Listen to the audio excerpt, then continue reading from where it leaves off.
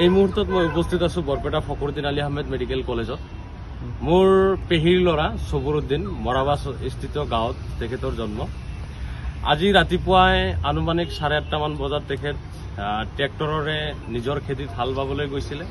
তেখেত ট্ৰেক্টৰৰ চকীত বহি আছিলে। বহি থকা অৱস্থাত কিবা বিদ্যুতি ঘটি ট্ৰেক্টৰৰ তলত পৰি মৃত্যুবৰণ কৰিছে। গতিকে এই মুহূৰ্তত আমি খুব মৰ্মাহত আৰু অত্যন্ত দুখৰ খবৰ। গতিকে এই মুহূৰ্তত আমাৰ ভাইৰ কাৰণে আপোনালোকে সকলোৱে দোৱা কৰিব যাতে তেখেত জান্নাত নচিব হয়। লগতে সমভাৱী ভুক্তভোগী পৰিয়ালৰ কাৰণে আপোনালোকে দোৱা আশীৰ্বাদ কৰিব যাতে মৃত্যু হোৱা আত্মাই যাতে শান্তি পায়, তাৰ কাৰণে আপোনালোকে দোৱা আৰু আশীৰ্বাদ কৰিব। ধন্যবাদ।